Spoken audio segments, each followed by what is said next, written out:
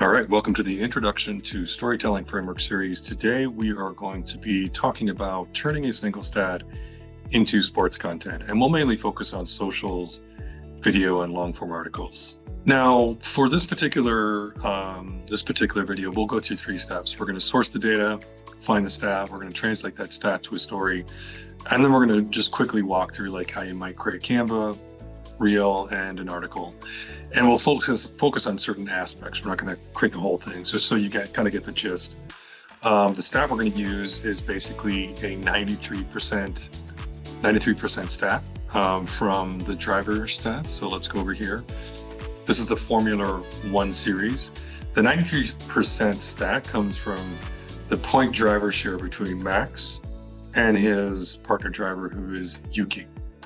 And the reason we wanted to do this is because, if you look at the teams, let's go back here, just look quickly at the teams. You can see that there's 4 teams that are really kind of at the top of the year. McLaren's already won the team championship, the constructors championship, but there's 3 other teams that are now vying for second. And so when you look at those 4 teams and begin to look inside of them, you see that the point shares between the drivers in most cases is pretty close. Ferrari's 2%, McLaren's 4%, Mercedes 38%, but then there's this like glaring discrepancy between Max and Yuki of like 84%. And so we started looking at that and we thought, well, there's probably a story there somewhere, at least to demonstrate how you take that stat and turn it into a story.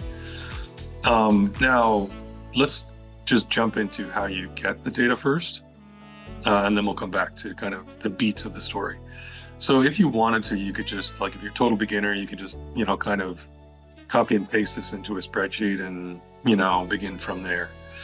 However, we like to remove errors if possible. And so what we've done here is we've built out basically an little R application.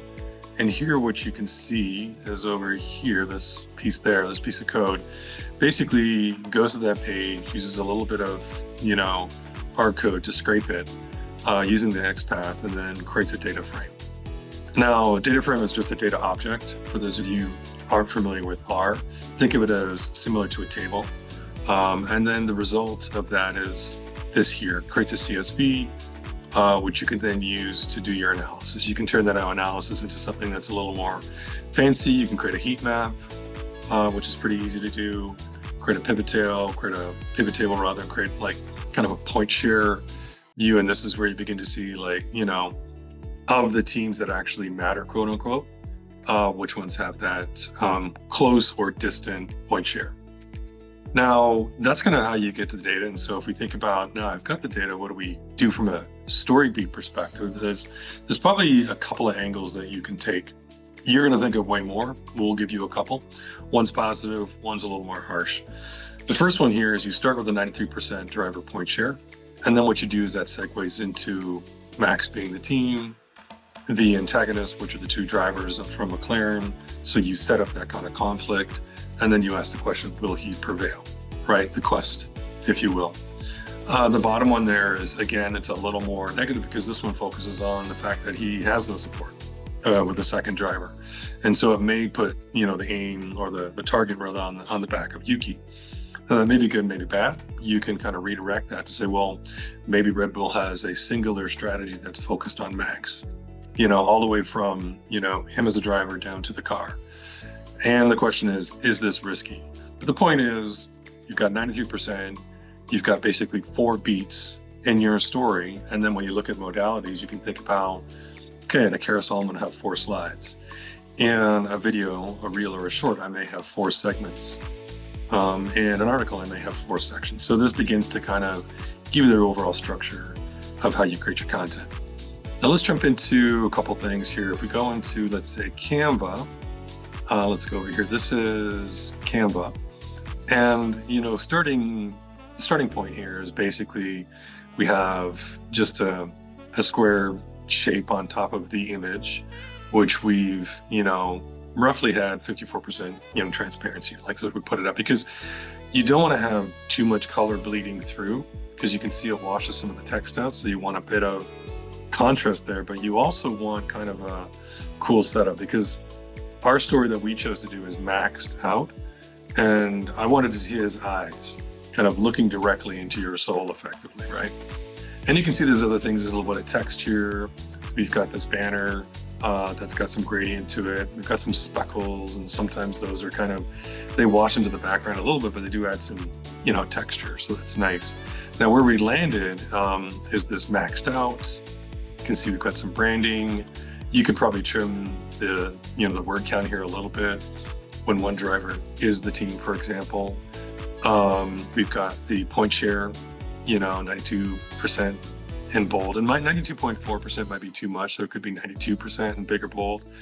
And then we've got a chart, and these charts are kind of cool. You can just add them in here by virtue of all, like importing the data via CSV or just manually entering it, and then you can color code it. I used, the nice thing about the color coding here is it actually brings the photo colors up. And one of the photos, the images, is the brand or is the Red Bull Racing logo. And so effectively you can color the pie chart the same colors as the branding of Red Bull. And that's the other thing, is you want to be as consistent as possible, right? And so some design principles just we roughly would apply to this. You could see, we aligned this kind of left aligned for the most part, except for the stat. Most of the stuff on the left-hand side is aligned. The colors are consistent. The contrast is good. It doesn't wash it out. And you can play with that if you wanted to make that a little more dark. And that's basically the Canva. And again, this would be the first one. And then if you had a carousel, second, third, fourth, they would obviously play off of this and kind of, basically create the story. The second one we did was a reel. Now, a reel and a short we typically create in the same way. We use Adobe After Effects with Adobe Premiere. This is After Effects, and then this is Adobe Premiere. We use After Effects to create the segments. If you want animation, we use Premiere to kind of stitch them together, add the music tracks, add additional soundtracks, potentially add animation, that sort of thing, additional animation. And so really this is where we create the individual pieces. Here you can see that, let's see if I can just zoom in on this. Down here, what you've got is basically layers. And each layer, it contains something, right? It may be words, it could be a pie chart, it could be something that you're using, right? And then you stitch these things together and then animation to them by virtue of using the stopwatch. Here you can click the stopwatch, have some sort of animation. We typically use opacity 0 to 100 because that's easy to do. It just kind of fades in. And then you can focus the audience's attention on the backdrop, which gives some feeling and some texture, and then add the information which is more prime to the particular reel or the segment, which is, strong showings, among the top, whatever word you want to choose there. But it's the consistent theme of he's maxed out, he's 92%, blah, blah, blah. And then, of course, you can just basically build that, add the render queue. I'll go here and add to the render queue. And then, of course, you just hit render. That creates a video file, which you can just import here. I think let's go maxed out. There we go. And then we just pull that in whenever you want it. And you can see that it kind of fits in nice if you have a decent story that flows. The last one we'll show is Data Wrapper. I love Data Wrapper. This is where the actual CSV comes in handy, right? So if you want to use your data across multiple platforms, it's really helpful to have the CSV as opposed to, copying and pasting either multiple times or, just adding more time to your process. And basically using Data Wrapper, you can just upload the data, check and describe it. So basically here's where you can hide certain columns from being used. You can create a different chart type. Some charts obviously may not make sense for the data. Bar chart here is super easy. There's a little bit of interactivity showing the data label.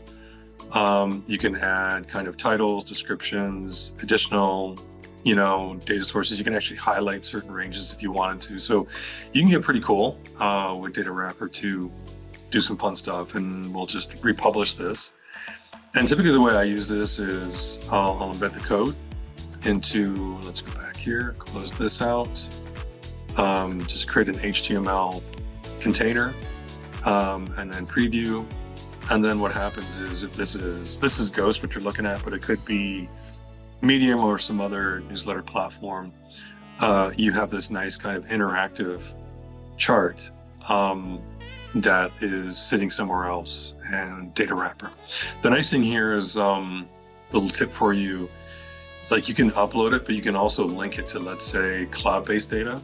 And so if you update that cloud-based data, it automatically updates your visualization. Let's say if you want to create like a visualization updates every day. So that's kind of cool. Just a little tip there. And those are basically 3 different ways in which you can kind of take this story beat, whether it's, you use the 4 beats, you have more, whatever, and then manifest that in either of the ways we showed, the modalities we showed.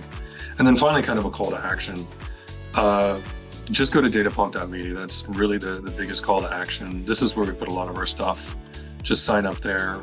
You'll get a free course, that comes your way. There's tons of content we put out here. We'll talk a bit about who we are and what we do and why we do it. You get access to more kind of introductory content. We actually have a bunch of stories that we've built. These are sports stories, entertainment-based stories.